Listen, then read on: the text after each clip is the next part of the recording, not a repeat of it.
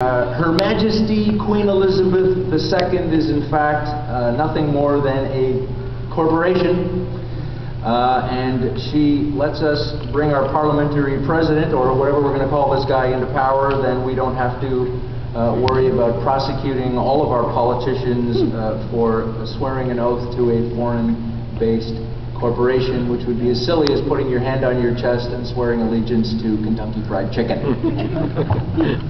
That's kind of a freaky one, but it's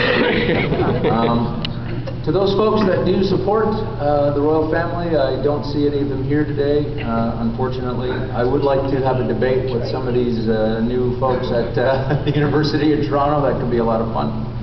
I'm sure they'll dress more prim and proper than I do.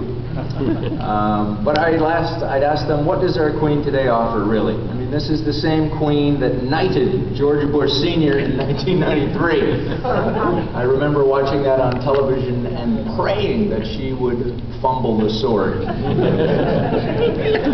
This is the same Queen that is the 13th cousin, and that's a lucky number, isn't it, to our recently dispensed with war criminal George Bush Jr., and more tragic evidence of the downside of blue blood inbreeding.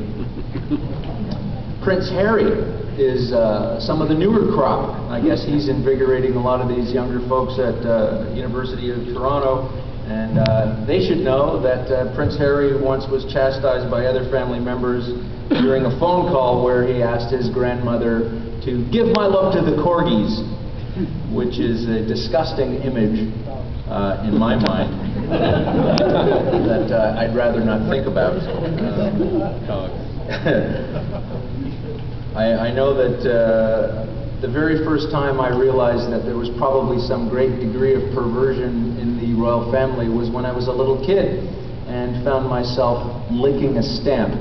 And I thought, well, that's an interesting way to get some kind of voodoo-style, bizarre sexual conduct going every time somebody has something to mail. Prince Harry recently, and I'm going to use his words here, so please don't think that I think this way, he called someone a packy, actually, and apologized immediately after discovering that someone had that on videotape 2 years old. So, you know, in the favor of Harry, though, you can't fully blame him for his behavior when he's merely following in his grandfather's footsteps. The gentleman, Prince Philip, or Hoofsteps, as you might want to.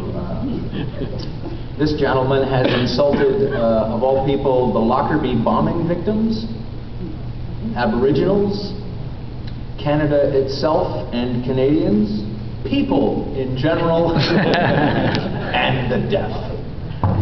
Now, this is a eugenics-inspired Germanic who, again, at the risk of repeating myself, adopted the name Windsor, and I risk repeating myself, but we suffer with so much propaganda the other way, I don't think we can repeat our position too many times. But anybody believing that this gentleman has always been British is being fooled and is eating out of the palm of his talons. Countless shortcomings of this uber clan, this self-appointed bunch of people, reveal a collective royal body as a calculating vampire which has sucked the lifeblood out of real people and antagonistically spread their cash around like Seville marmalade on an overly buttered crumpet. Now, the Governors General will serve us in a much better capacity once we figure out what we're going to call them, as they take on their new role in a new system that we must come up with. And don't think we can't do it, because systems have been people have been coming up with systems forever, so don't think we can't do it now.